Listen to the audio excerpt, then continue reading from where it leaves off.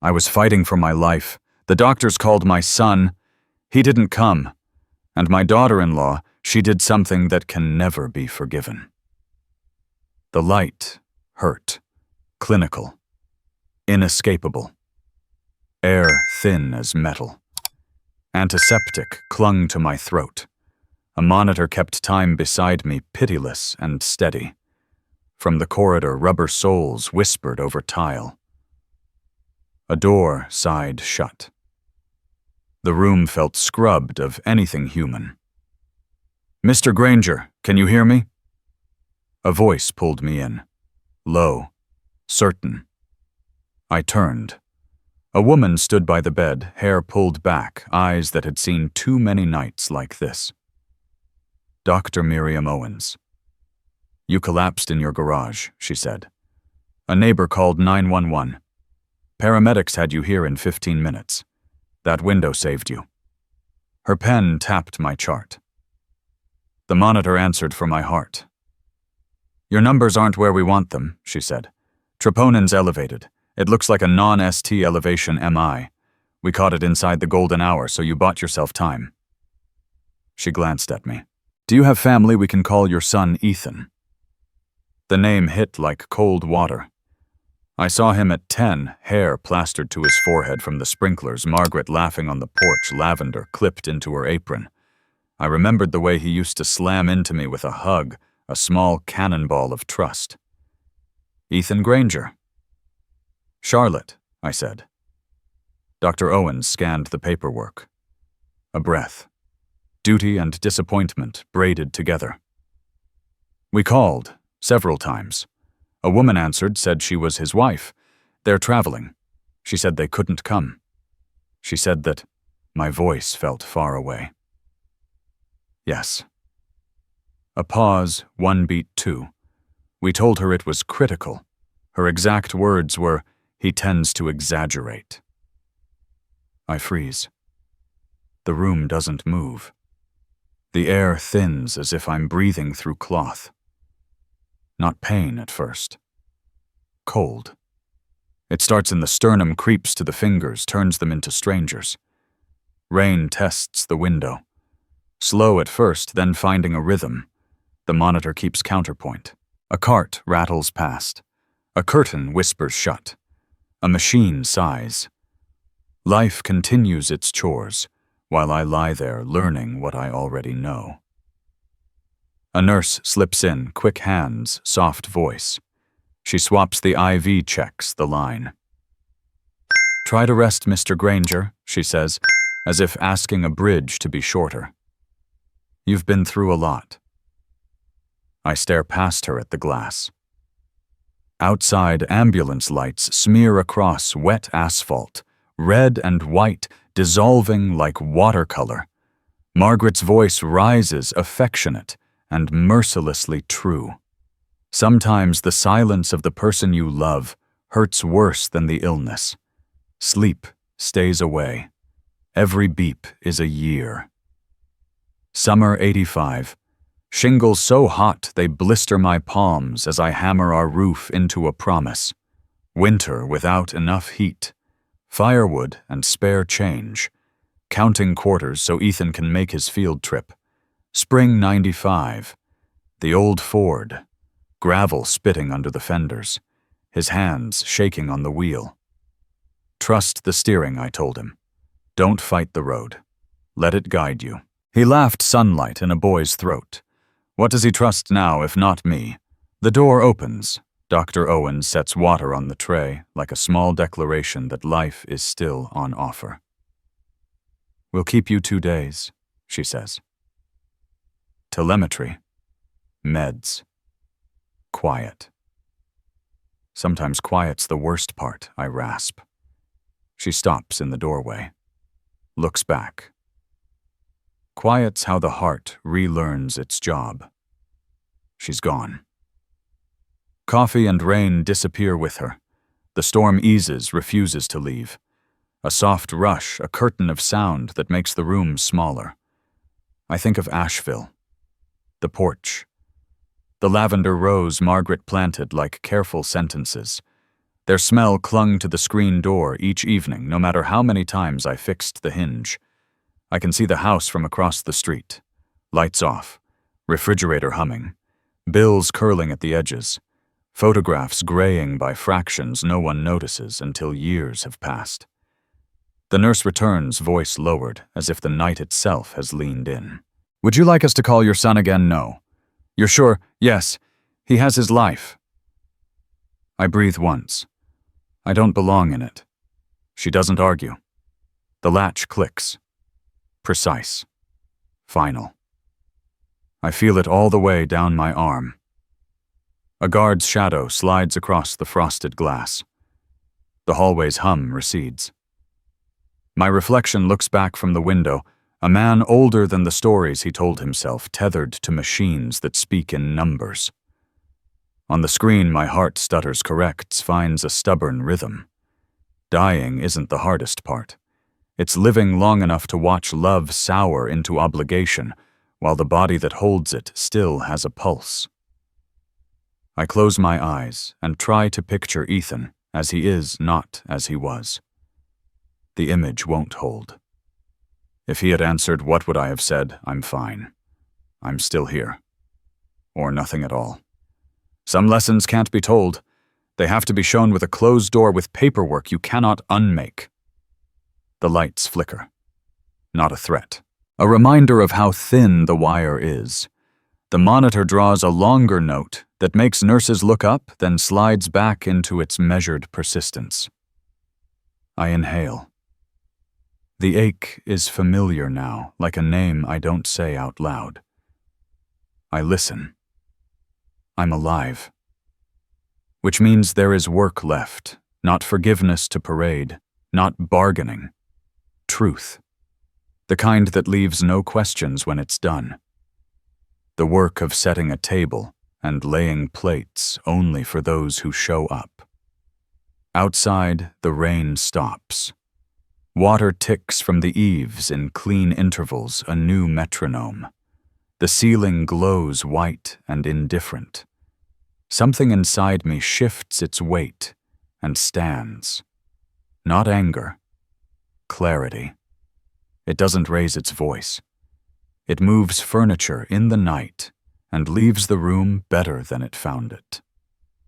I exhale and feel the chill drag out with my breath. My heart keeps going, stubborn and deliberate, like a man pushing a stalled car until the engine coughs and catches. I open my eyes and hear the hospital breathe, doors opening, doors closing.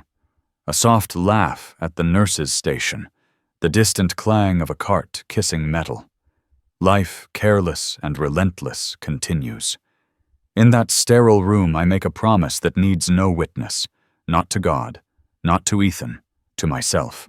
I will not die as a man forgotten. They will remember me, not with tears, but with the price they pay for mistaking my silence for consent. Morning in Asheville came sharp and blue, the kind of cold that makes every breath taste clean, but lonely. The smell of antiseptic still clung to my jacket as I signed the discharge papers. Dr. Owens wanted me to stay 2 more days for observation. I told her I was fine. She studied me a long moment, then said quietly, almost like a verdict, "Some wounds don't live in the heart, Mr. Granger. They live elsewhere." The road home was slick from the night's rain. I drove the old pickup through the empty street's oak trees on both sides, heavy with yellow leaves that stuck to the asphalt like coins in mud.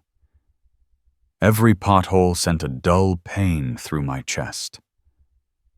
When I pulled into the garage, the smell of oil and rust rose like memory. The floor still held the dark scuff where I'd fallen, the faint trace of blood, like something the concrete refused to forget. Inside the house waited. Still. Too still.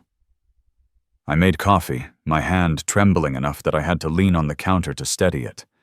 The hum of the air conditioner filled the silence like a faint reminder that machines still care about routine when people don't. I picked up my phone and typed slowly, one thumb at a time. Just out of the hospital. Heart attack. Doctor says I'm lucky. A father's message, simple, factual, asking for nothing. The screen stayed blank. Sent. Delivered. Nothing. 10 minutes. 15. No reply.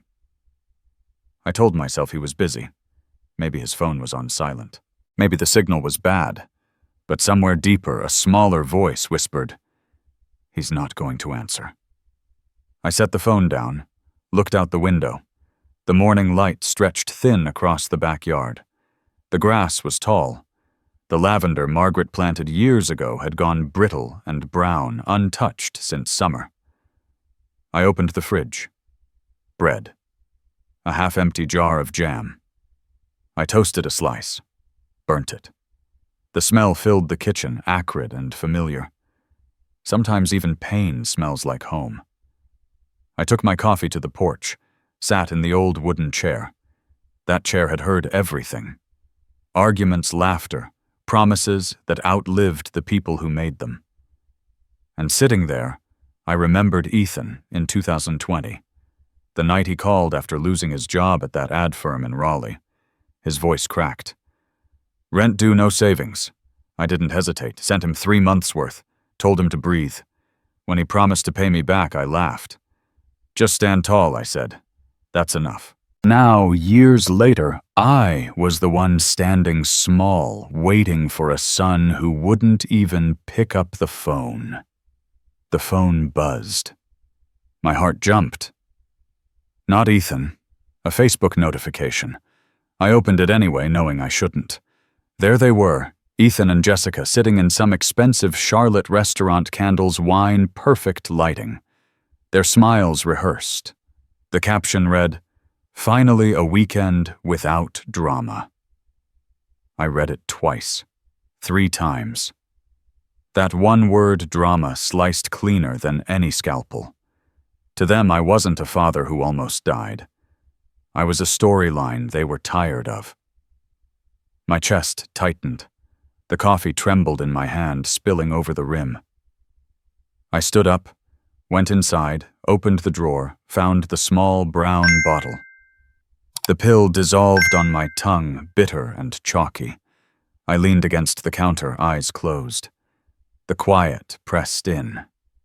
Margaret's voice found me through it, soft, steady, like wind through the lavender rose. You can't teach gratitude to those who've never known need. I turned on the lamp in the living room. The light washed over the photo on the wall, Margaret in her garden, Ethan beside her, 5 years old. A grin full of sun. Dust clung to the glass when I touched it. You see love. He's forgotten me. I sat on the couch, phone in hand again. His name at the top of my contacts. I pressed call. The ring went on, steady and hollow. Then voicemail. I called again, and again. The polite voice answered, each time efficient, distant. I didn't leave a message. There was nothing left worth recording. Outside, the light was thinning gold, fading to gray. I stepped back onto the porch. The wind carried the damp scent of rot and leaves. Across the fence, Karen Phillips was watering her roses. She waved. Walter, you're back. We were all so worried. Thank God someone found you in time. I nodded, managed a smile. Still breathing, Karen. That's something. She looked like she wanted to say more, but I turned away, went back inside. The notebook sat on my desk. My old habit from retirement days, expenses, repairs, lists that used to matter, I flipped past pages of grocery tallies and home maintenance notes until I found a blank line. I wrote, people I can't call when I need them. Beneath it, just one name. Ethan Granger. I closed the book, leaned back, listened to the clock tick on the wall, patient, impartial. I remembered the last time I visited his house. Jessica opened the door, polite. Smile, sharp eyes. He's in a meeting. "Zoom," she said. "You can wait if you want." I waited nearly 2 hours, watched their wedding photos fill the hallway. Not one of them had me or Margaret in it. When Ethan finally appeared, he didn't meet my eyes. "Cha, I'm swamped.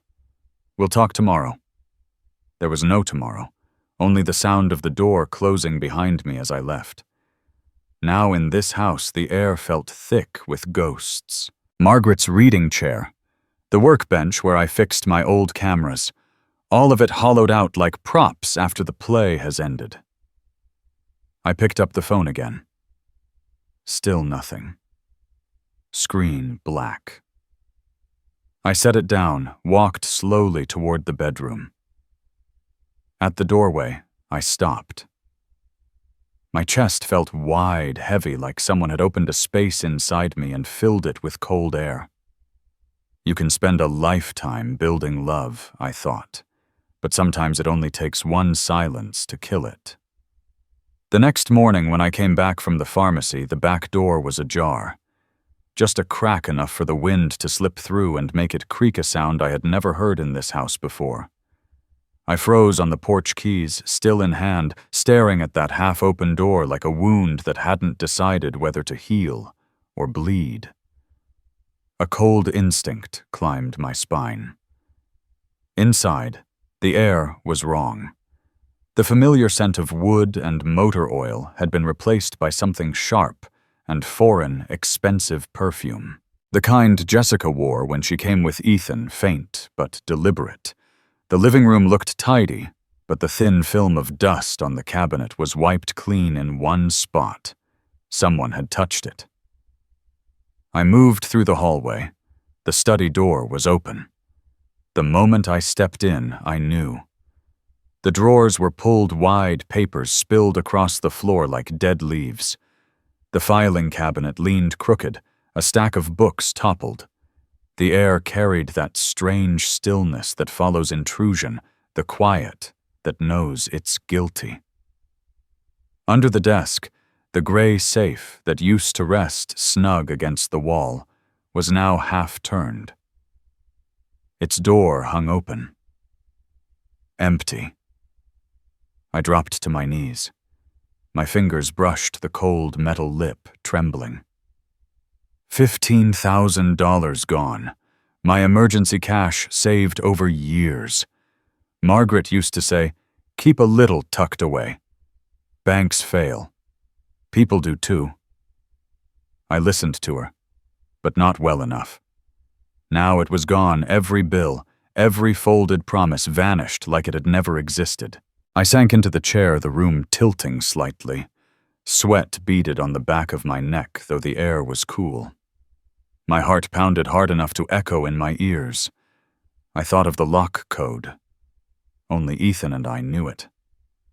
I remembered how his eyes used to flick toward the safe when he visited, quick calculating, as if doing quiet math in his head.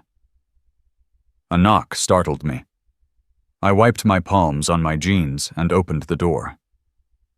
Karen Phillips stood there. Silver hair in a soft bun, holding a newspaper and a basket of cookies. She smiled, then her face fell when she saw mine.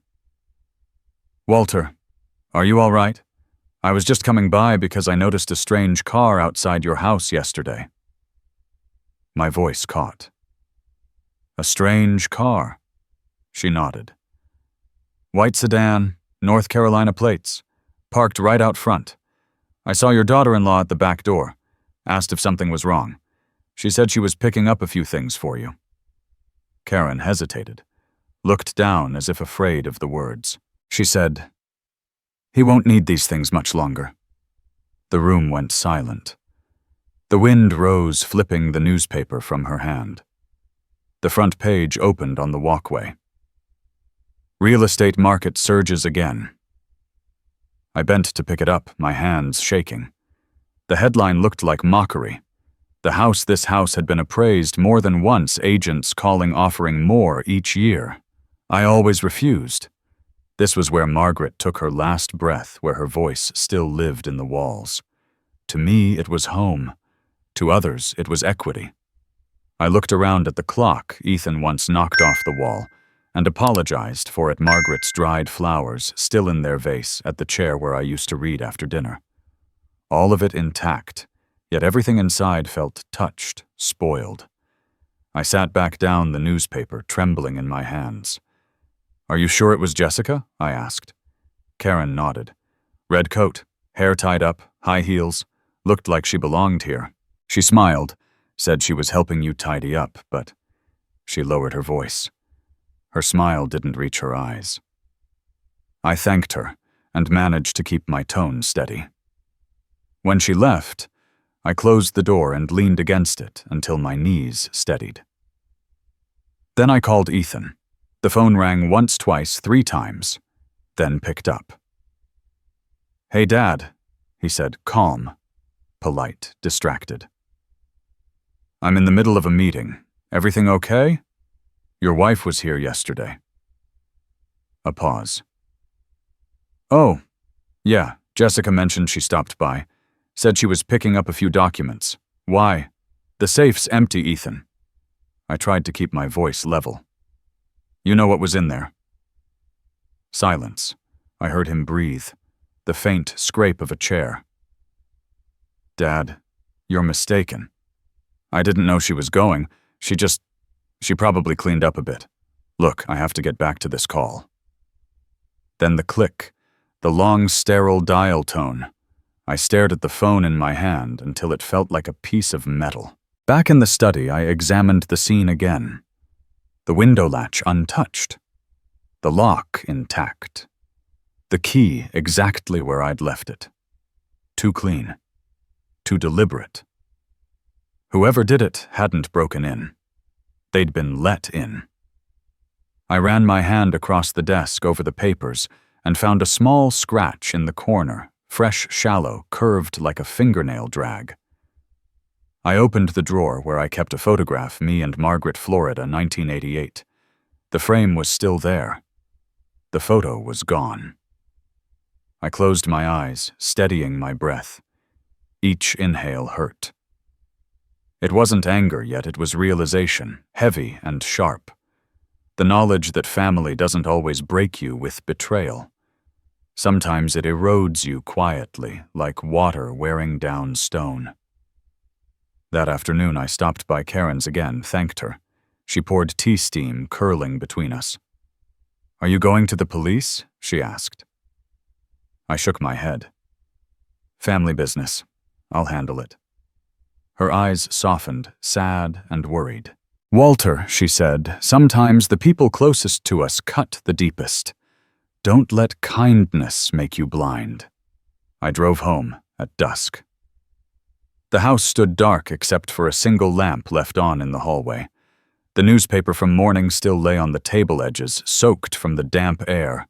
I picked it up. The same headline stared back, "Housing prices hit record high." It hit me then clear as a confession. To Jessica, I wasn't a father-in-law. I was an obstacle.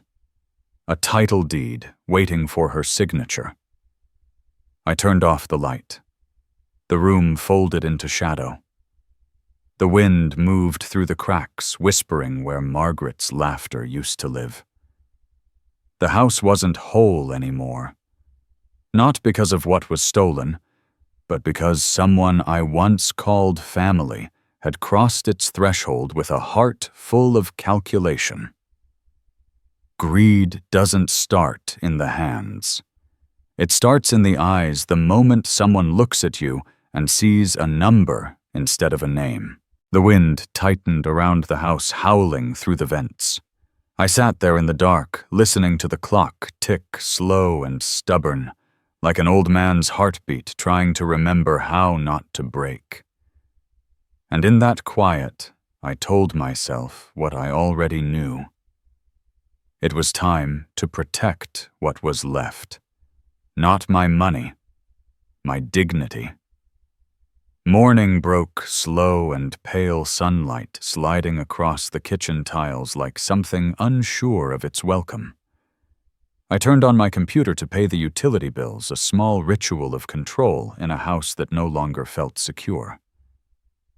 That's when I saw it. A new email. Subject: confirmation of beneficiary change pending approval. From First Carolina Life Insurance.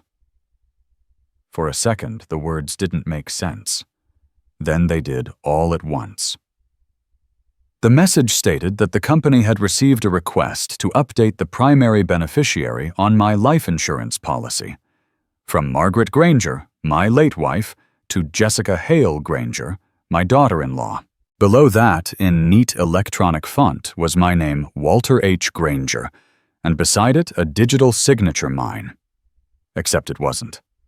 I stared at it, pulse pounding in my throat, every breath shallow and hot.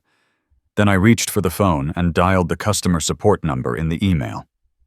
After a few bars of hold music, a young voice answered, warm, practiced, unaware of the storm she was stepping into. First, Carolina. Life. This is Emily speaking. How can I help you today? My name's Walter Granger, I said. I'm calling about a change of beneficiary request. I didn't make it. Can you confirm? There was a pause, the kind that makes a man realize the ground's about to shift. I see the file here, Emily said carefully. The request was submitted online last week, along with identification and a verified electronic signature. Would you like me to send you the copy for review? Yes. Right now. Within minutes, the file appeared in my inbox. I opened it. The signature looked close, too close. The curve of the W leaned right like mine, but the weight was wrong. The confidence missing, an imitation wearing a mask it didn't understand. I didn't move for a long while. Sunlight caught the corner of the screen, casting a reflection across my hands. They were trembling. I got up, crossed the room, and opened the filing cabinet. Inside were the original policy documents, the ones Margaret and I had signed almost 30 years ago, back when promises still felt permanent. I flipped to the last page, the ink faint but steady. My real signature firm, deliberate, alive. Side by side, the difference screamed, one written by a man who meant every line. One by someone who thought meaning didn't matter. I called Emily back. That's a forgery, I said. Someone used my name. She hesitated, the sound of keystrokes in the background. I can freeze the request and escalate this to our fraud and security division. You'll receive a case number and a verification code within 48 hours. Do it, I said. When the call ended, the silence in the kitchen returned heavy electric. On the wall, Margaret smiled from an old photograph. Light caught in her eyes, same as it always had. And I could almost hear her voice again, calm but commanding. Walter, you've done enough for everyone else. It's time to protect yourself. I pulled my notebook closer and started writing. The garage incident. The missing $15,000. Jessica seen at the house. Now the forged signature. Each line connected like fence posts in a field I suddenly realized I'd fenced myself into. By afternoon, I was standing under the bright lights of the First Carolina Life branch in downtown Asheville. The lobby smelled of printer ink and disinfectant, the scent of bureaucracy pretending to be order. The branch manager, a man named Paul Hendricks, led me to his office. His tie was too tight, his pen already moving before I spoke. I explained everything. He printed the electronic submission for me to see. The sender's address stared back like a confession, jhgranger@email.com. Paul's tone shifted from routine to cautious. We'll escalate this to corporate security, he said. They'll trace the IP device and timestamp. Do you have any idea who might have done this? I met his eyes. My voice was steady. I don't suspect anyone, Mr. Hendricks. I know. When I stepped outside, the sky had turned iron gray. The air smelled of metal and rain. I walked slowly down the sidewalk, folder in hand. Across the street, a furniture store glowed warm behind glass. Inside, a young couple was laughing, pointing at a dining set, their faces open and trusting. Margaret and I had bought our first table there, oak solid, meant to last.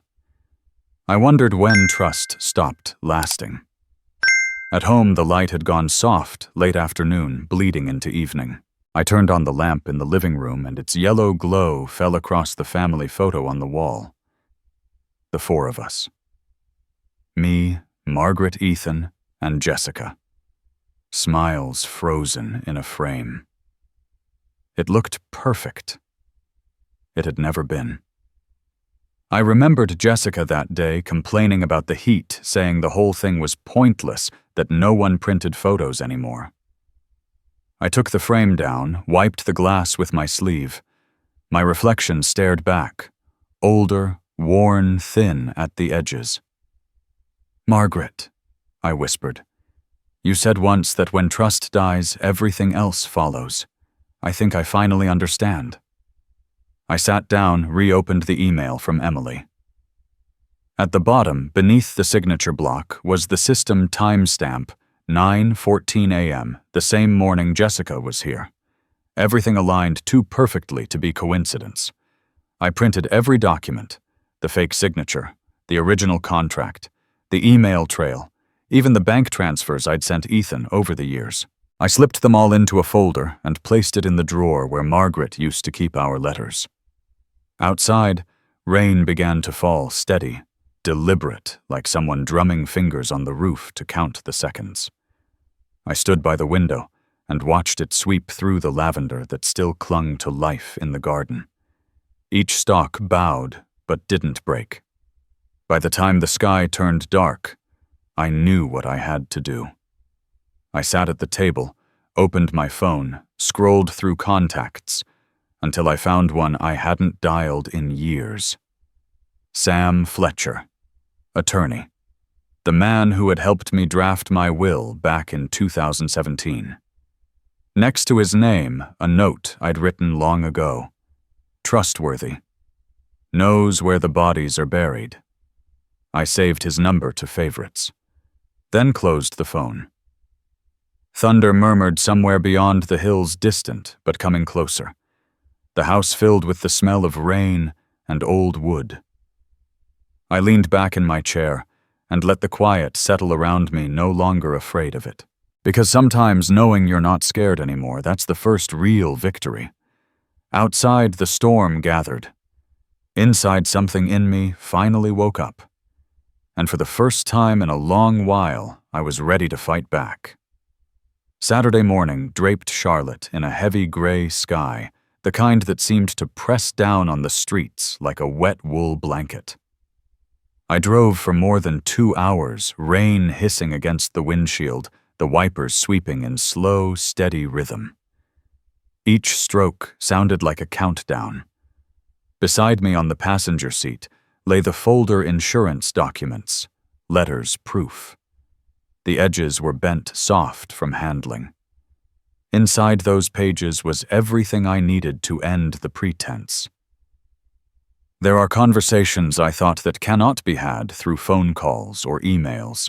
Some truths must be spoken face to face with eyes meeting across a table before the law steps in to finish what love failed to protect.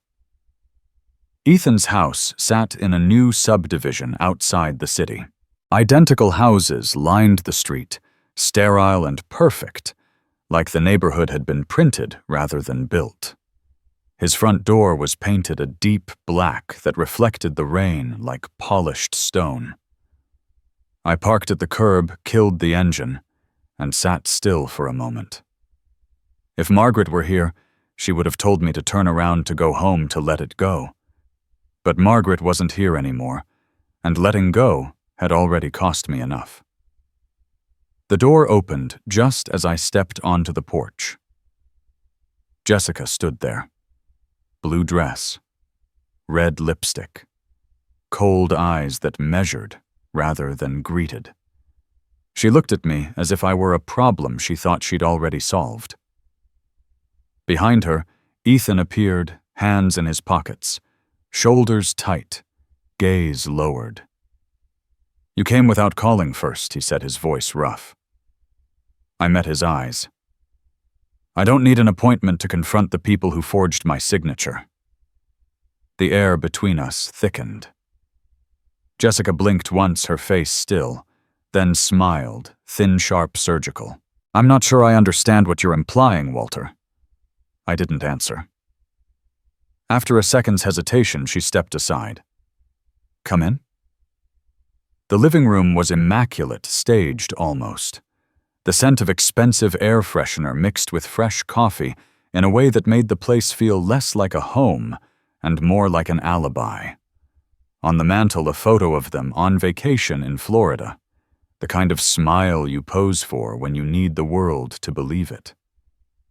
I set the folder on the glass table and opened it slowly. This is the request to change my life insurance beneficiary.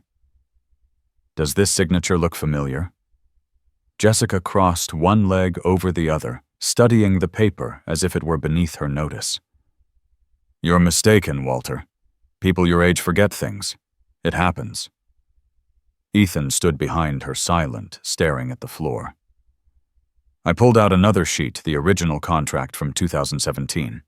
The ink bold, confident. I placed it next to the forgery. That's my real signature. This one isn't. The insurance company confirmed the IP came from Charlotte. The clock on the wall ticked like a metronome, marking the end of civility. Jessica gave a small laugh, brittle and metallic. You think we're trying to steal from you? You're alive and well.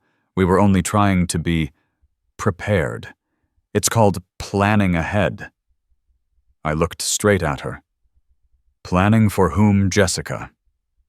Your husband or yourself? Her eyes flickered a flash of something unguarded, then gone. She smoothed her hair and smiled again, colder now. You really should stop being so suspicious. It's exhausting watching you turn yourself into a burden. I turned to Ethan. You knew about this? He shook his head. She just said she was helping you organize things. You know, in case something happened. I laughed.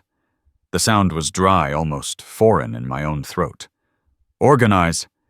Is that what you call forgery now? Taking money from the safe? Changing documents? He didn't answer. His shoulders trembled. Jessica stood up, heels clicking against the wood floor, each step an accusation. Watch your tone, Walter. You're talking to your son and his wife. We haven't done anything wrong. I'm the only one here who actually cares about Ethan. You just want to play the victim. I looked at her, not angry, just hollow. You're wrong, Jessica. I'm not playing anything. I'm simply done pretending that betrayal deserves kindness. Her expression hardened. You'll regret this. You're tearing your family apart. No, I said quietly. My family fell apart the day they decided silence was easier than truth. The room went still. The only sound was the hum of the refrigerator and the clock counting time no one wanted to claim. Ethan stepped forward, voice unsteady. Dad, I'm sorry. I don't know what to do anymore. I just wanted peace. I looked at him, and for a moment I saw the boy he used to be, the one who once stood in the garage holding a hammer, too big for his hand, laughing when I told him he'd learn balance in time. Peace, I said, doesn't come from closing your eyes, son. When you stay silent, you choose a side even if you pretend you didn't. Jessica folded her arms, voice thin with disdain. You're being dramatic. You think everything revolves around you. We didn't get a cent, and yet you act like you're some tragic hero. I met her gaze. My tone was calm, but it cut clean. Every lie leaves a trace, Jessica. And one day that trace is going to find its way back to your door. I gathered the papers, slid them into the folder, closed it carefully. My hands shook, but my mind was clear. Ethan took a step closer, lips parting as if to speak. I raised a hand. Don't. Jessica's laugh followed me to the door, low and syrupy. You should get your memory checked, Walter. Next time you'll probably forget what you signed. I stopped, my back still to them. Sometimes I said softly, "Silence is just another kind of guilt." Then I opened the door. Rain was falling, not heavy, but cold, steady, relentless. The first drop landed on my shoulder and burned like truth. The door shut behind me with a hollow thud, final as a verdict. Walking down the steps, each footfall felt heavier than the last, like I was stepping through the past itself. I climbed into the truck, turned the key. The windshield fogged instantly, blurring the house into two silhouettes behind the glass, Ethan and Jessica, side by side, motionless. Two shadows sharing one lie. I started the engine. The sound cut through the rain, harsh and alive. The street ahead stretched wet and shining streetlights breaking into fractured gold across the asphalt.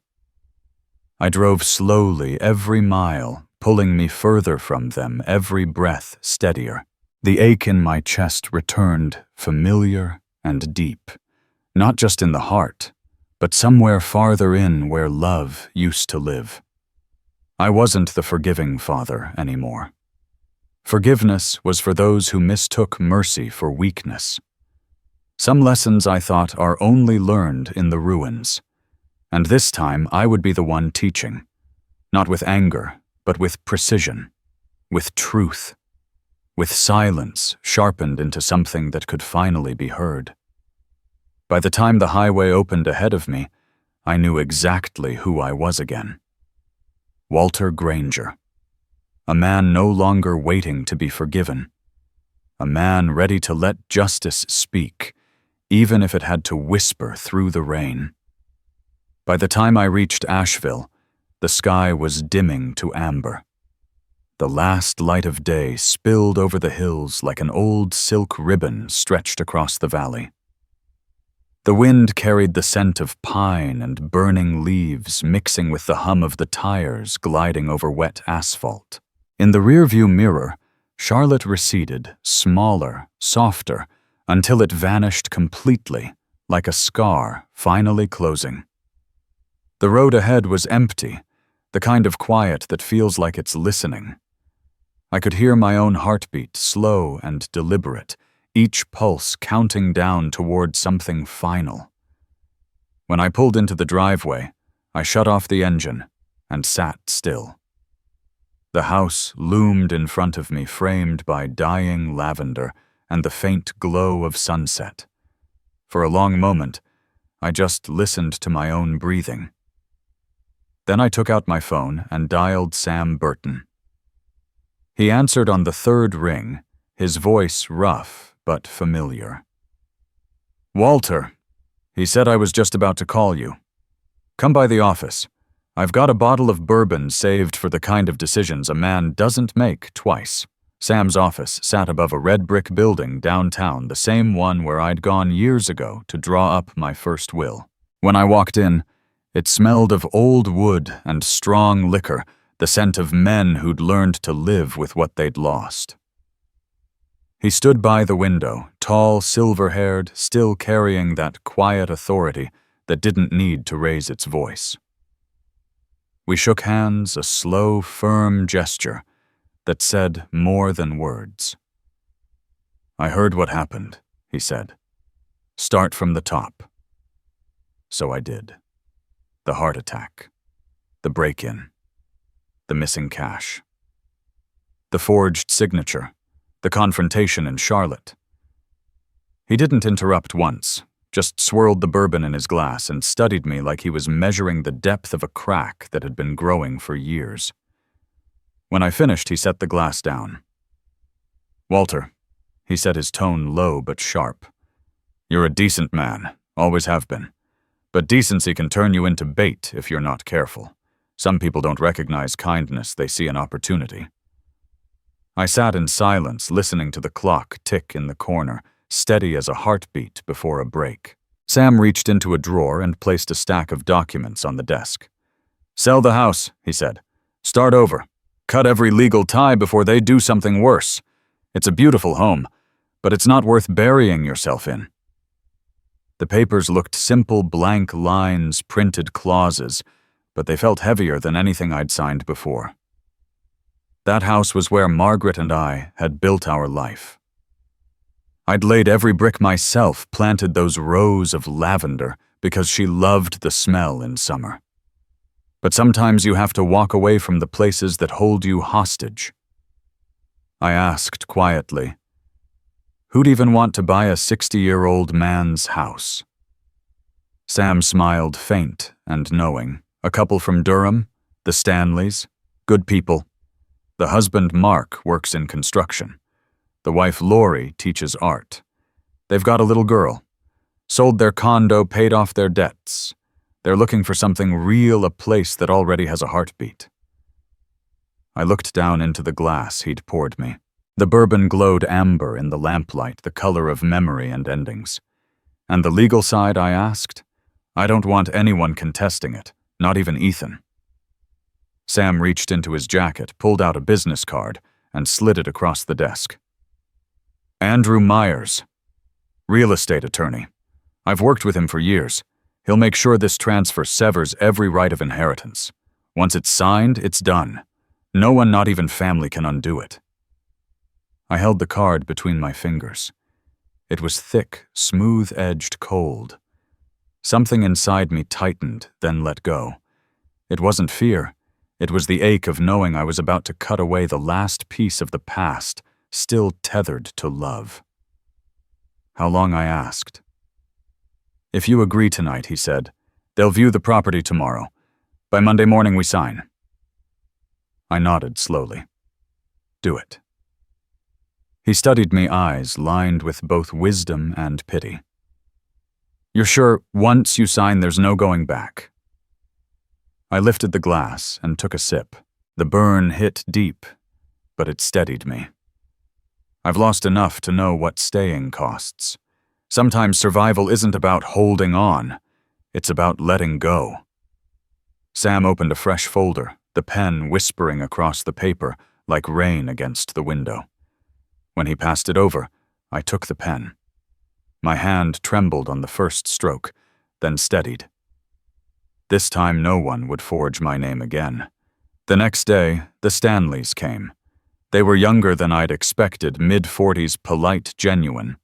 Lori ran her fingertips along the living room wall, her voice soft as if she were speaking to the house itself.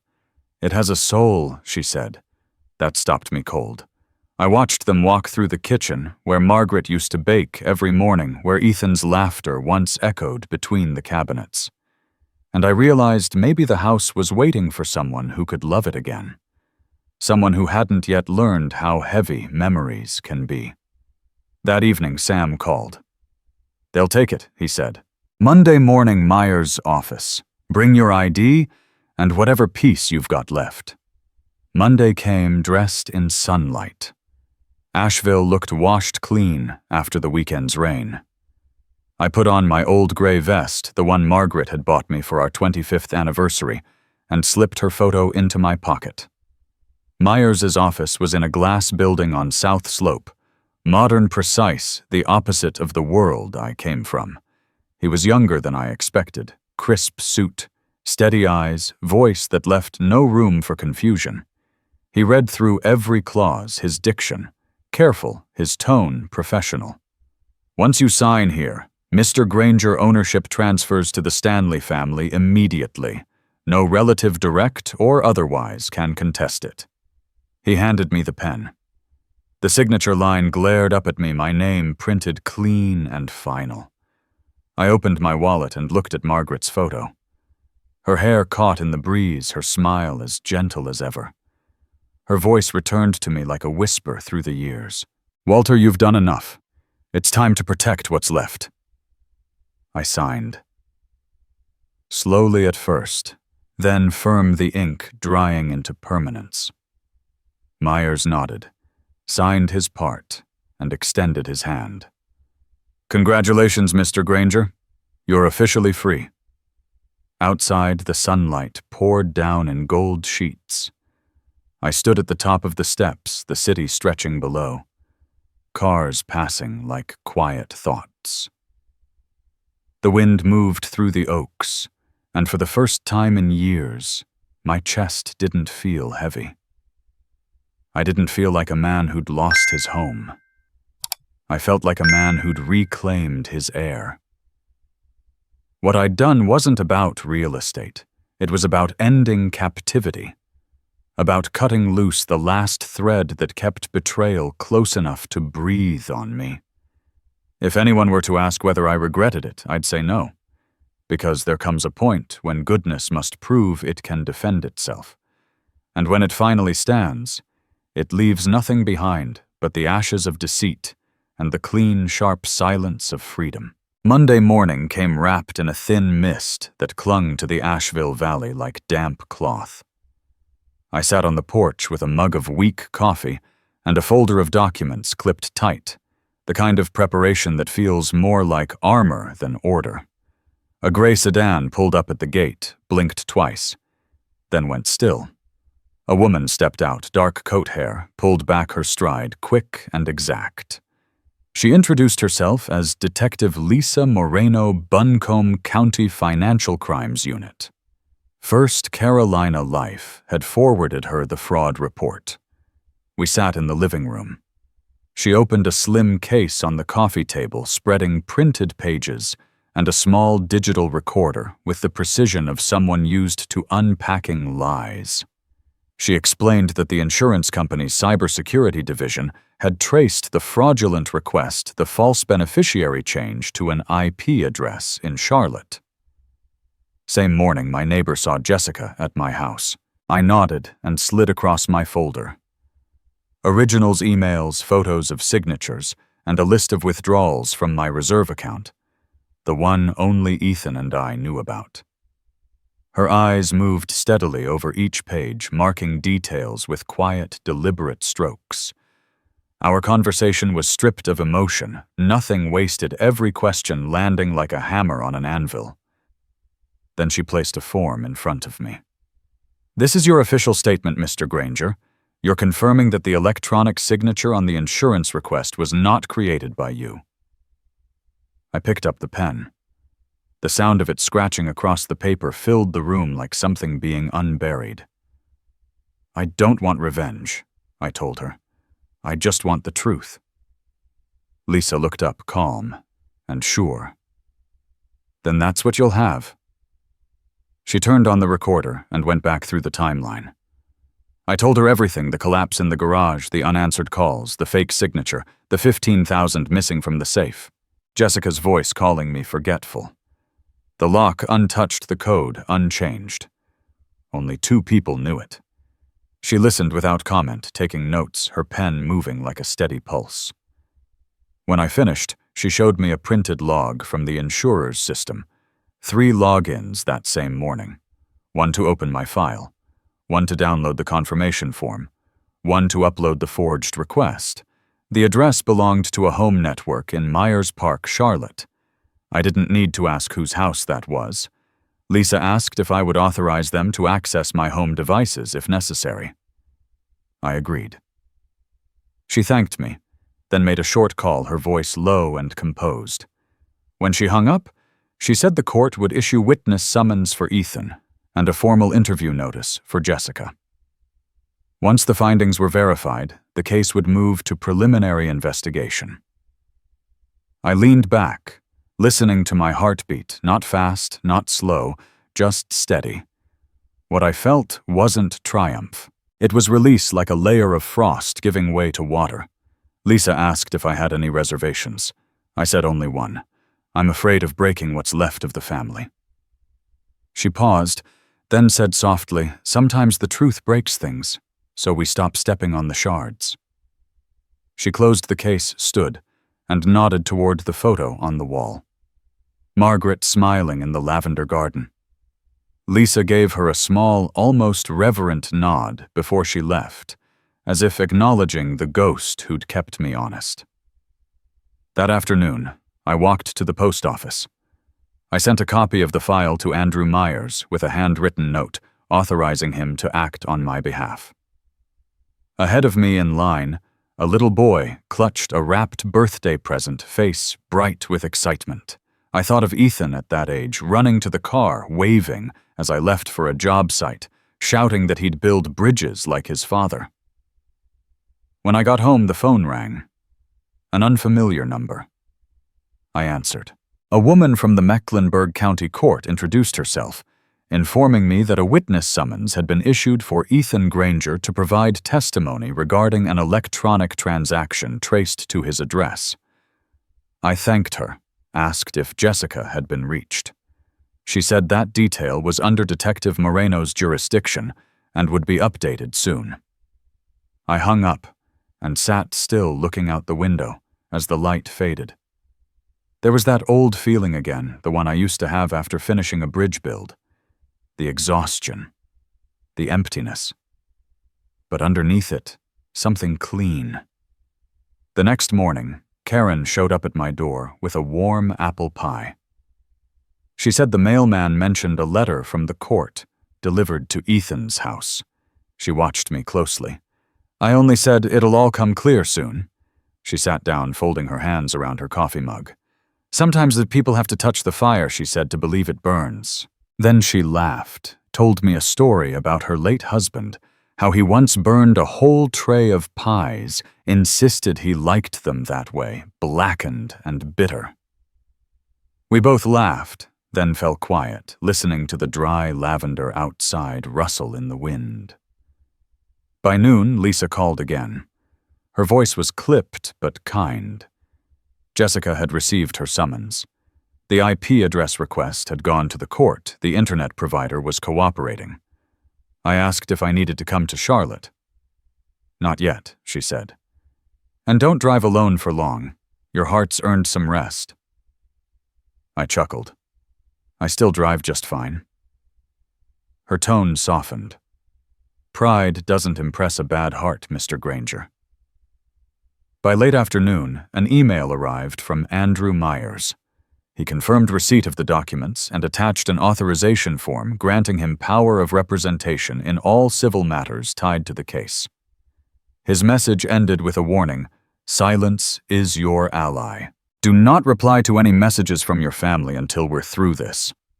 I printed the form signed. It sealed it in an envelope for morning delivery. Night came quiet and close. I sat in the living room, the desk lamp casting a warm cone of light on the worn wooden table. My palm rested on the smooth surface, polished thin from decades of use. It felt like the back of an old horse that had carried too much weight for too many years. I thought of Ethan, of the letter he'd just received, of what it might do to him. Maybe it would open his eyes. Maybe it wouldn't.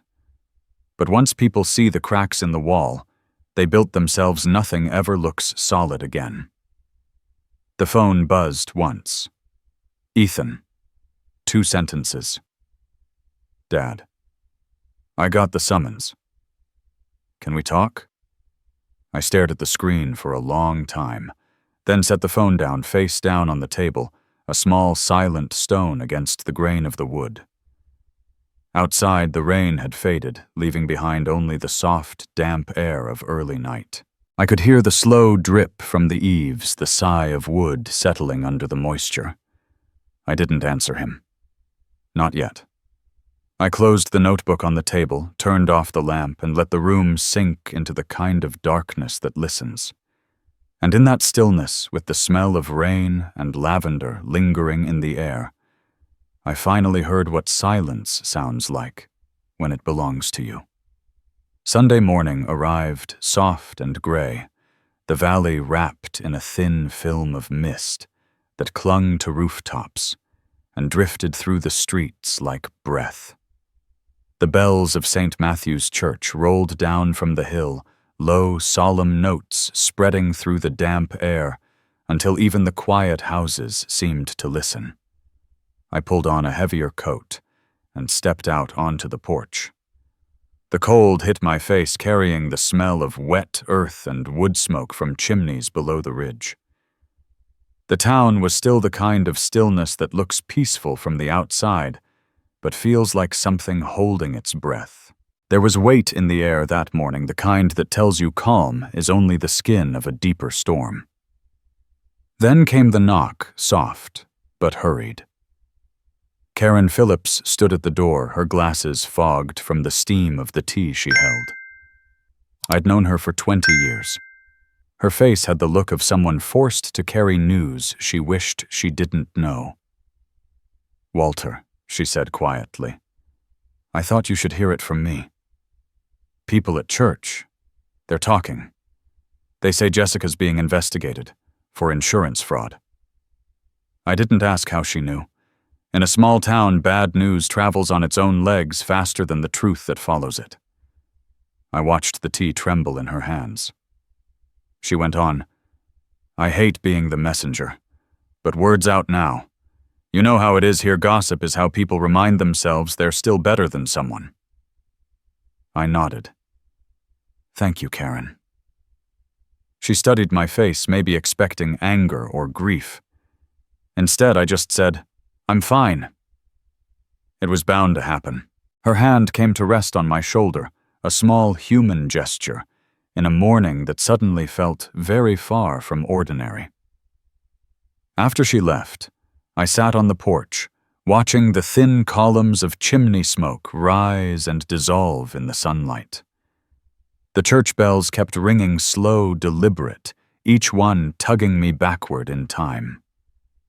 Back to the Sundays when Margaret was still here. She'd wear that blue dress she loved, carrying her basket of rolls for the early service humming as she went down the path.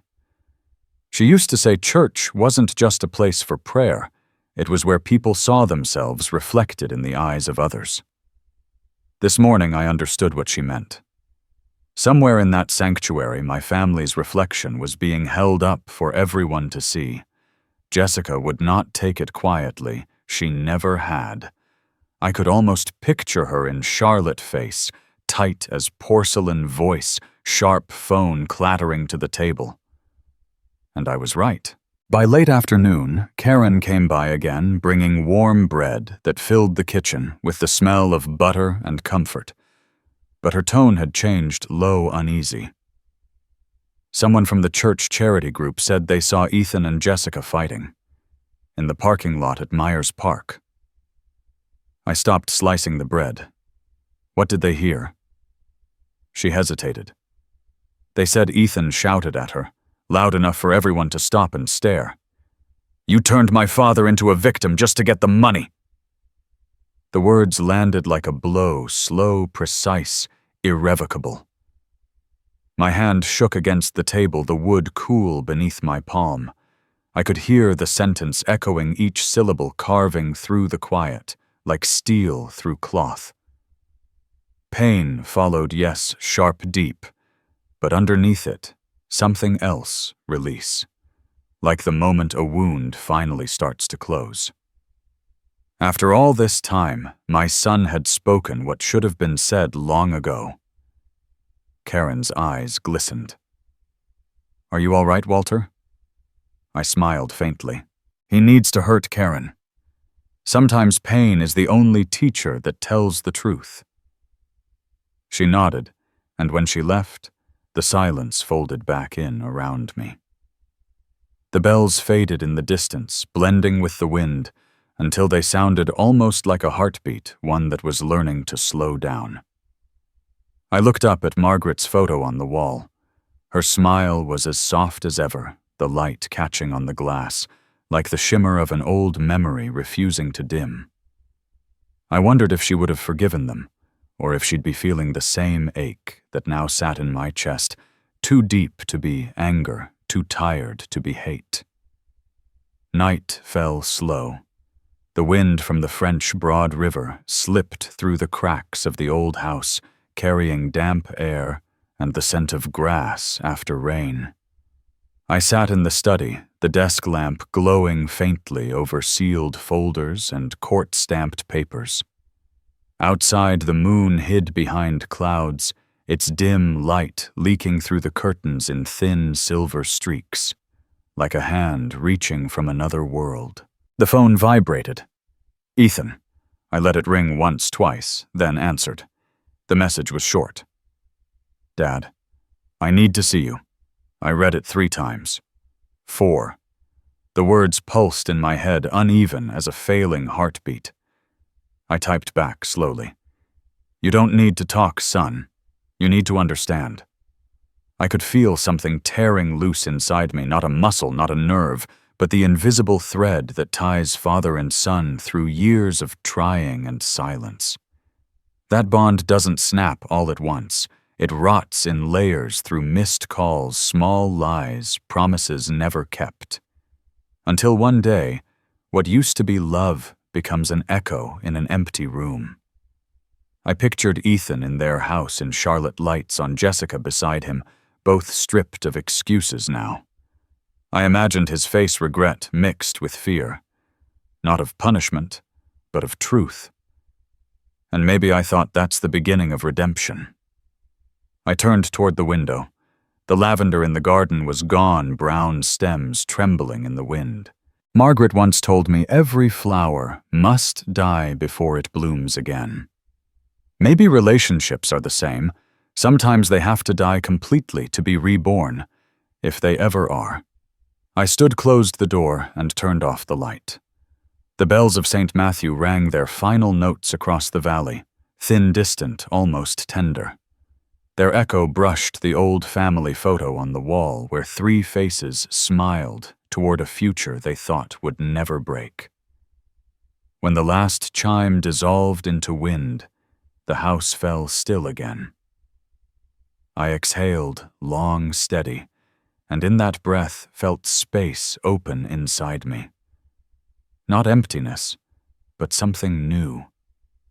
A quiet wide enough to start over, even if I had to walk it alone. Wednesday morning came with a wind that carried the chill clarity of late spring sweeping down from the hills and brushing the porch doors until they creaked softly. I stood there with a cup of steaming coffee in hand, watching the first light pour over the backyard. Everything felt unnervingly still peaceful in a way that didn't quite belong to me anymore. The air, the leaves, even the sunlight itself seemed to know what I did. This was the last morning the house would be mine. On the living room table, the contract lay open, the ink still faintly fragrant. Beside it, a white envelope peeked from beneath the papers, the check. $520,000. Sam Burton had called it a clean ending to a dirty war. Now it sat in front of me like a gravestone carved in numbers, final, cold, and unarguable. I took a long breath. Outside, a truck rumbled up the drive.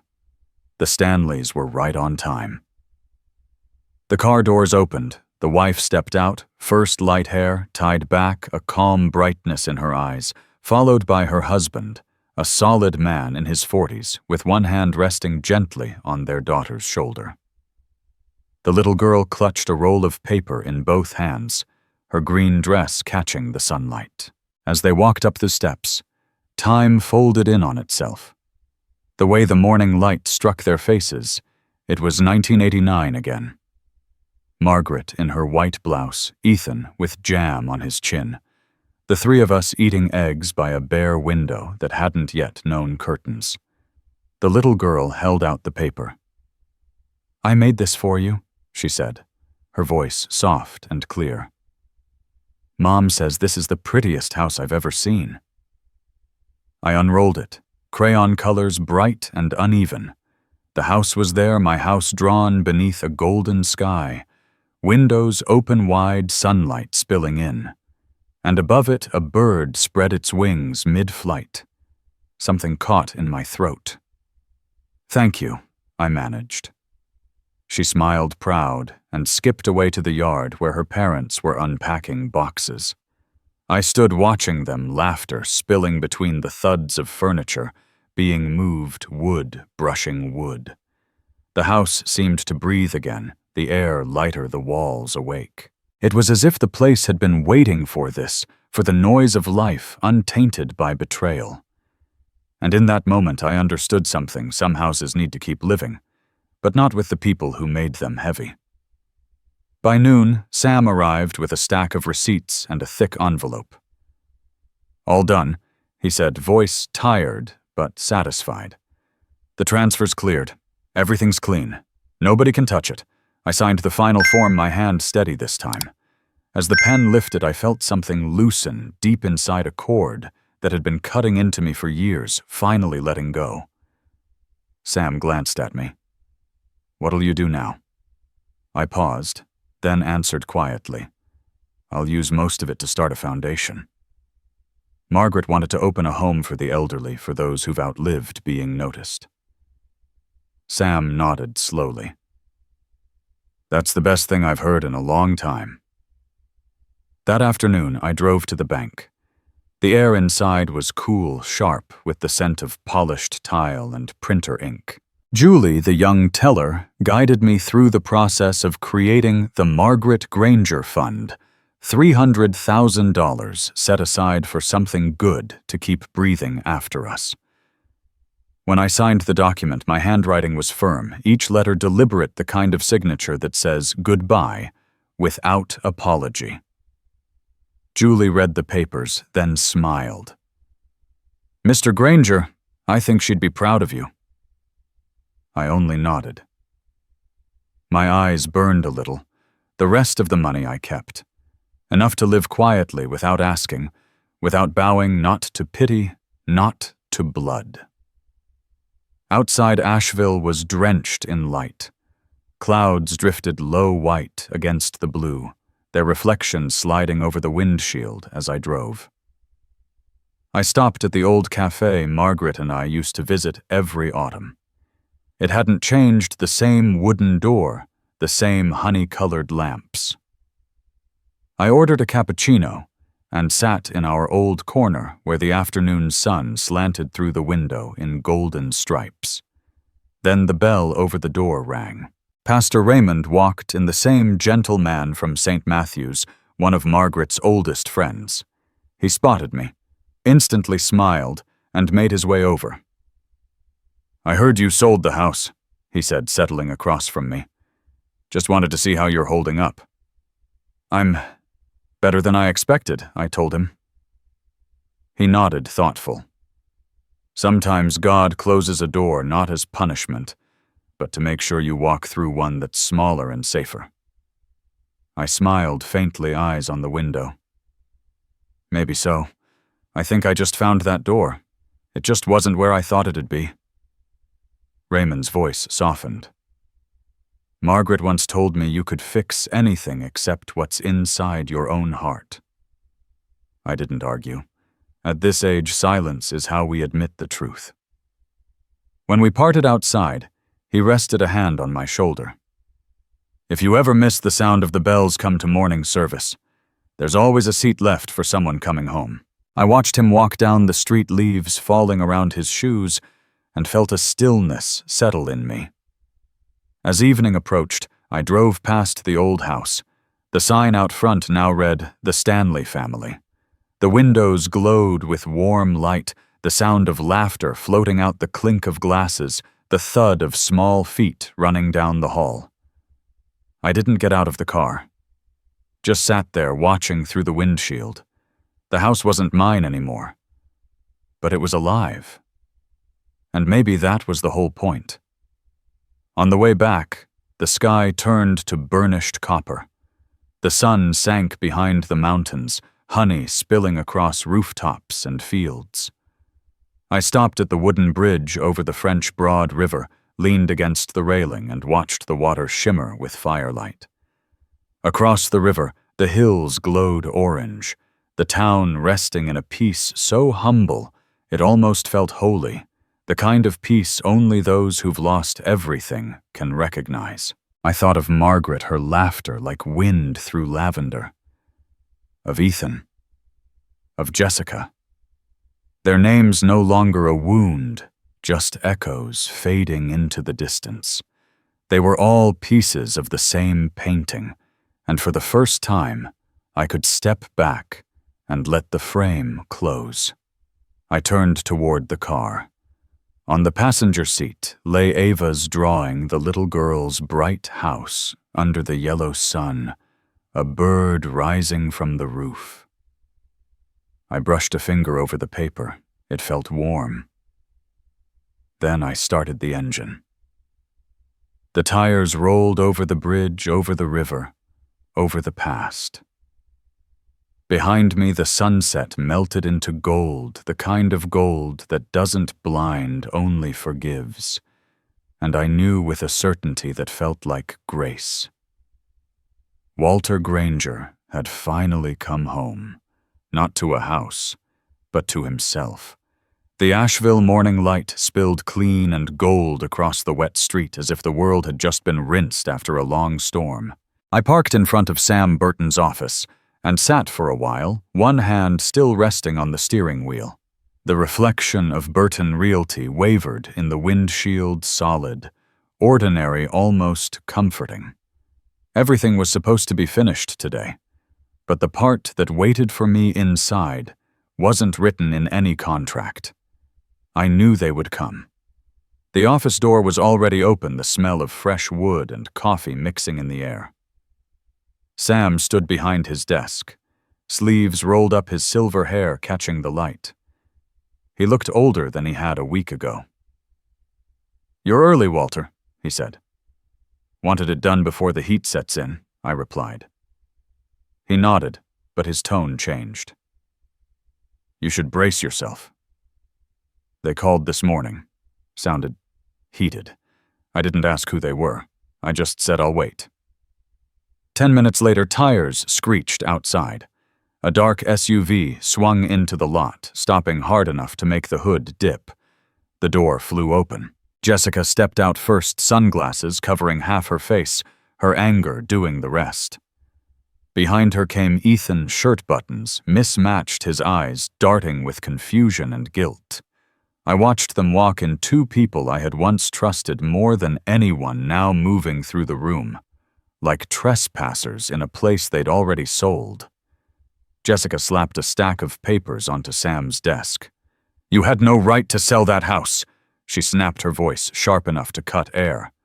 "You betrayed your own blood. That house belongs to this family." I stood straight, met her gaze. "This family," I said quietly, "left me in a hospital bed without a single call.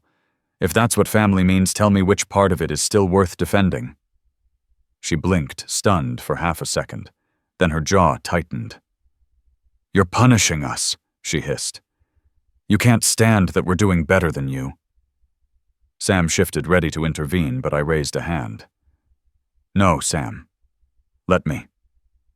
I turned back to her. "I didn't lose my right to live just because you stopped caring. I didn't sell that house to hurt anyone. I sold it to save what little truth was left of my life from the poison of your lies." Ethan took a hesitant step forward. His voice trembled. "Dad, I didn't know. About the insurance. About the signature. I swear." I looked straight at him. "You knew, son. You just chose not to see. And that's what hurts the most." His shoulders sagged, hands clenching, then falling open, like a man realizing the weight he carried was his own doing. Jessica shot him a glare, her tone rising. "You think you can wash away your guilt with a check and a sermon? People will see you for what you are, a bitter old man selling his house out of spite." I stepped closer, voice low but steady. "Let them see whatever they want. But every time you look in a mirror, you'll see what I do, a liar trying to outlive her lies. And me, I'll see a man who finally told the truth." She let out a cold laugh. "You'll die alone, Walter. No one wants to be around someone who cuts off their own blood."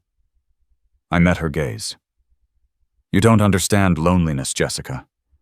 Loneliness is living under the same roof with people who pretend you're not there. I've lived that kind long enough." The room went heavy, too quiet, too still. The ticking of Sam's wall clock sounded like hammer blows. Ethan stepped forward again, voice cracking. "Dad, I'm sorry. I let it go too far." I looked at him for a long moment, and saw both versions of him, the boy who once ran across the yard shouting, "Dad, watch me," and the man who forgot how to look me in the eye. "You don't have to apologize," I said softly. "Just remember this, when you stay silent in front of what's wrong, you become part of it." Jessica blinked hard, her composure starting to crack. She turned toward Sam, her tone defiant. "We could sue." "That house was part of the family estate, his late wife's inheritance," I answered, before Sam could speak. "Margaret and I built that house with our hands, not her will. No court can force me to leave it to people who treated me like a burden." Ethan reached out to calm her, but she jerked away. "You're destroying everything," she screamed. I shook my head. "I'm not destroying anything I said. I'm just showing it for what it really is." She froze, lips trembling. Ethan's voice dropped to a whisper. "She said she only wanted to help. I was stupid enough to believe her." I nodded gently. Sometimes people only learn the price of greed when they lose the last thing that could have saved them. Jessica turned sharply and stormed out the door, slamming so hard the wind followed her in. Ethan lingered at the threshold, eyes wet, voice small. "If I try to fix it, is it too late?" In his gaze, I saw the faint, flickering light of awakening, fragile, but real. "It's never too late," I said, "unless you keep lying to yourself." He nodded once, then left. The sound of their car faded down the street, metal grinding the echo of something broken and irreparable. I stood still for a long time, breathing evenly, then reached into my pocket and pulled out a small object, the old house key. I placed it on Sam's desk. He looked at me. "You sure?" I nodded. "It's the only thing I hadn't let go of. Now I can. Keep it, Sam. Consider it proof of a lesson learned." He gripped my shoulder, eyes glistening. "Walter, you've gone farther than most men ever do." I smiled faintly. "Sometimes we don't get to choose who betrays us, Sam, but we can choose how the story ends." I stepped outside. The sunlight hit my face, forcing my eyes to narrow. The "sold" sign swayed gently in the wind. Beneath it, a few wildflowers had pushed through the gravel, small, stubborn things living where they shouldn't. I stood there for a moment, taking in the sight, the slope of the road leading into downtown Asheville, the faint hum of cars, the unblemished blue of the sky. Then I drew a deep breath. The weight I'd carried for years finally lifted, dissolving into air. Behind me, the office door closed with a soft click, a sound that felt like punctuation. The last line of a long, painful chapter. No witnesses, no applause. Just the quiet dignity of an ending done right. I walked down the steps, sunlight spilling across my shoulders. In my pocket, Ava's drawing still rested, the house glowing in yellow light, the bird rising from its roof. And as I walked toward the street, I understood I hadn't just left a house behind. I had found the man who once built it. Summer in Asheville arrived like a sigh, quiet, weightless, almost apologetic. Each morning, mist settled over the French Broad River, thin as gauze, and sunlight touched the surface like threads of gold stretching between the hills. I lived now in a small apartment by the water second floor of an old brick building overlooking the same wooden bridge where I used to stop during drives. The place was just enough for one man, a leather armchair, a short bookcase, a wooden desk by the window. On that desk sat Margaret's photograph, her smile unchanged, as if she were still keeping the morning light company. My days began early. I'd brew coffee, open the window, and listen to the river's slow voice. The current carried something I hadn't felt in years, a peace that didn't need to explain itself. From where I sat, I could see joggers crossing the bridge, a man walking his dog, two old fishermen by the dock. I'd sip my coffee and write a few lines in a small notebook, not about regret or loss, just about things I wanted to remember before they faded. Sam visited sometimes, usually bringing bourbon or an apple pie, still warm from the oven. We'd talk until the light changed color. He said I looked different now, clearer somehow, like I'd finally stepped out from under something heavy. I told him a man only finds peace once he stops needing to be understood. The news about Jessica came in mid-August. It was printed on the second page of the Asheville Chronicle. Former financial representative Jessica Hale convicted of falsifying insurance documents. 2-year suspended sentence, $50,000 fine, license revoked. Below it was her photo, the same face once painted in perfect symmetry, now pale and hollow. I set the paper down and looked toward the river. The wind rippled across its surface, breaking the reflection into trembling lines. I didn't feel triumph, not even satisfaction, just a still calm, as if the wheel had finally come full circle and what had once spun out of orbit had returned to where it belonged. Ethan's turn came a week later. Sam called, voice low but steady. Ethan had filed for divorce, left his corporate job, and taken a modest position at a small marketing firm in Charlotte. He'd moved into a 2-bedroom apartment near downtown, living alone. People said he'd lost weight, stopped attending events, drove the old car again.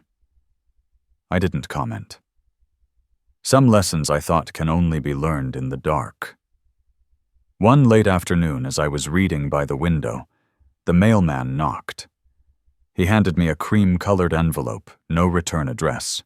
Just my name, written in round, hesitant script.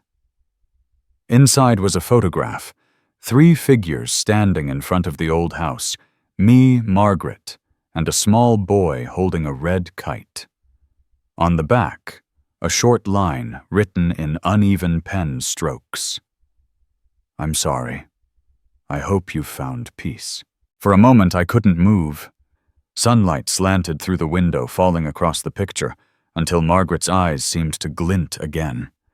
I read the words over and over, not for meaning, but for the silence around them. There were no excuses, no justifications, just a single sentence that had taken half a lifetime to arrive. I folded the photo carefully and walked to the wooden chest that had belonged to Margaret. When I opened the lid, the scent of old oak rose like a memory. Inside were the small keepsakes time could not erode, her handkerchief, with the faint lavender thread, a birthday card I'd made badly years ago, a letter she'd written in 1987. Its ink faded to gray, and a pressed sprig of lavender between 2 Bible pages. I placed Ethan's photograph inside, closed the lid gently, and rested my hands on top. Outside, the sunlight was dimming. The French Broad glowed faintly silver under the falling dusk. From somewhere beyond the hills, the bells of St. Matthew's Church began to ring slow, deep, and tender, like breath drawn from another life. I thought of everything that had brought me here, the heart attack, the stolen money, the trial. I never had to attend, but still went to. I remembered sitting in the back of the courtroom silent, as the woman who forged my name stood trembling before the judge. No one knew I was there. I hadn't come for vengeance, I'd come to see truth stand on its own feet. And it did. That was when I understood justice isn't revenge. It's balance, restored, slow, quiet, inevitable. Ethan lost everything. But maybe that was the only way he'd learn the worth of what he'd thrown away. Jessica was sentenced, but her true punishment was the emptiness in her eyes. And me, the man who once collapsed in a garage thinking he'd never rise again, I was still here breathing, watching the river flow as if the world had forgiven itself. I stood and stepped onto the balcony. The sky had turned a gentle blue. Clouds drifted thinly above the ridges. From the park across the river, came the laughter of children, bright and unburdened. The air smelled of damp earth and the faint sweetness of grass. I leaned on the railing, closed my eyes, and drew a long breath. Maybe every life must pass through a storm before it finds its summer.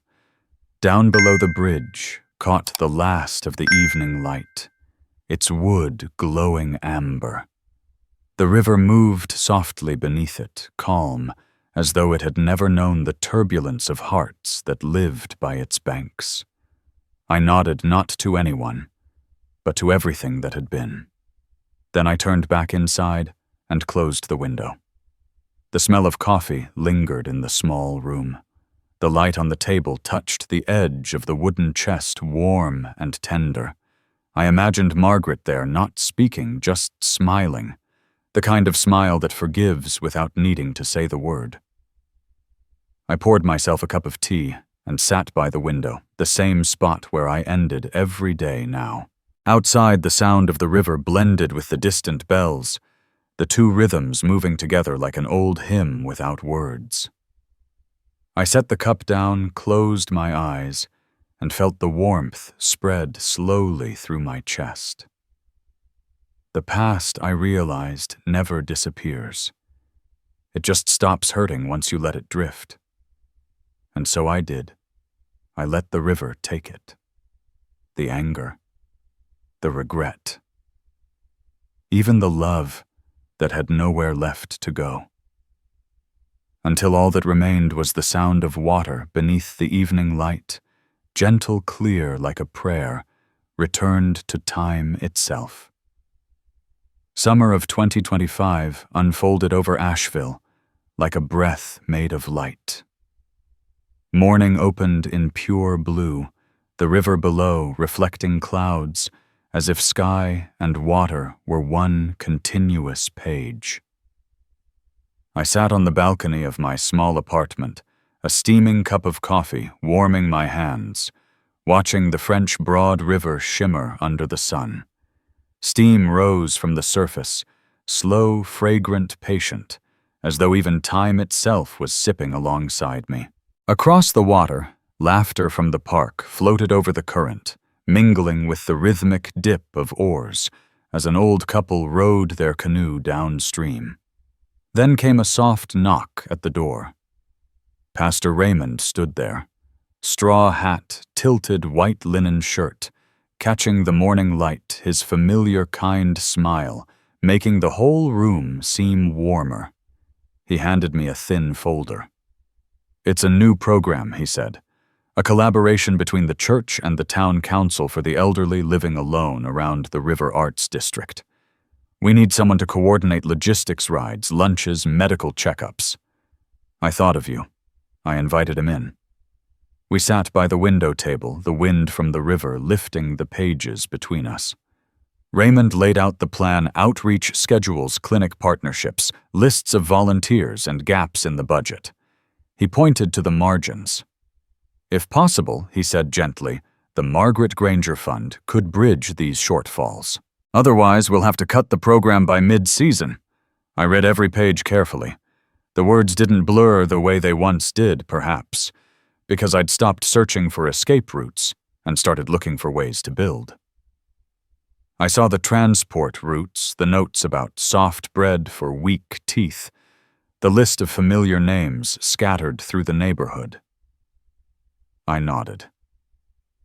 "I'll handle the logistics," I said. "Volunteer coordination too. The fund can cover the remaining costs, but every invoice stays transparent, and the first round must go to those without family." Raymond reached for my hand and squeezed it the way people do when words are unnecessary. We talked until the church bells began to ring from the hills, slow and even, marking another hour gently earned. Raymond stood promising to return the next afternoon with his team. Before leaving, he took one last look around my apartment and, seeing something different in my eyes, nodded as though that was the answer he'd come for. When the door closed, my phone buzzed. Ethan. I looked at the screen for a moment, steady, now no sinking feeling, no sting. Then I answered. Dad. His voice came quiet, measured. I know I don't deserve it, but I'm trying. I've changed jobs, smaller company, fewer hours. I drive the old car. I'm learning to pick up the phone when someone calls. I see a counselor every Thursday. I'm not asking for anything. I just wanted to tell you I'm moving in the right direction, even if it's slow. The sound of wind moved through the receiver. He must have been on his own balcony somewhere in Charlotte. I set the cup down and spoke slowly. Forgiveness isn't an inheritance, son, I said, choosing each word like repairing an old wire. But it's a beginning, and every beginning needs direction, the kind kept alive by small, repeated acts. There was silence. Then his voice softer, now I understand. I won't rush it this time. If one day you're ready, I'd like to drive up to Asheville. Not to talk, just to listen. We'll know when it's time, I said. I ended the call gently, the way you set a stone into still water, and watched the ripples fade. Opening the windows wider, I let the air in. The breeze carried scents of charcoal and grilled meat from across the river soap, drying on someone's balcony, and that faint, earthy tang of warm river water. On the table, the church documents lay beside my notebook. I drew a quick bus route map marking 3 pickup points. Added notes, armrest, seats, large font name tags, shade tents. I texted Sam to borrow his storage room for supply boxes, emailed Julie at the bank to open a sub-account for transparency, and called the Stanleys, the young couple who'd bought my old house, asking to borrow their truck for weekend transport. Each task fell into place with a quiet precision that felt like breathing again after years of holding it in. By noon, I walked to the East Market on the far bank. The air buzzed with laughter and the scent of ripe peaches, strawberries, and fresh bread. I bought a small bundle of lavender. Its scent followed me all the way home, softening every thought. Crossing the wooden bridge, I stopped halfway and leaned on the rail. The river ran green beneath me, light and depth shifting like memory. A group of kayakers passed below, their voices, bright, startling a flock of black river birds into flight. They rose in arcs across the sky, small, free, unburdened. Late afternoon brought Raymond back this time with 2 young coordinators. We spread a map of Asheville across the table, marking clinics, bus routes, rest stops. When they asked where to hold the first health fair, I pointed to the open lawn beside St. Matthew's Church, shaded by the great oak. Set up chairs there, I said, bring water and cold towels, and make sure the ramp fits wheelchairs. Print name tags large enough for old eyes. They nodded, taking notes. When they left, the apartment felt filled not with emptiness, but purpose, the quiet kind that settles in when you finally begin to rebuild without expectation. The evening fell slowly. Sunlight withdrew from the river, leaving a thin silver trace on its surface. I brewed jasmine tea, placed the new lavender beside Margaret's photo. The scent mingled in the air, soft, floral, forgiving. I wrote a few lines in my notebook about Ethan's call, about the volunteer work, about the strange lightness that comes when memory stops chasing you. I didn't try to define peace. I just recognized it by its absence of struggle. The phone buzzed again, a message from Ethan. A photo of a notebook. Inside a short entry in uneven handwriting. Thank you, Dad. I didn't reply, not yet. I set the phone down, stood, and stepped out to the balcony. The Asheville sky was impossibly clear, the hills casting long shadows. St. Matthew's steeple, visible in the distance, its bells preparing to toll the evening hour. I lifted my hand toward the sunlight. It fell across the faint scars that had marked years of collapse and recovery from the night I fell in the garage to the morning I learned to stand again. This hand had once signed away a house, once trembled with anger and regret. Now it was simply steady, steady enough to hold a cup of tea, steady enough to rest on another's shoulder when they need balance. And maybe that was enough. Thank you for staying until the end of the story. If you too believe that peace is the gentlest form of justice, please share this story, hit like and subscribe to help keep its message alive.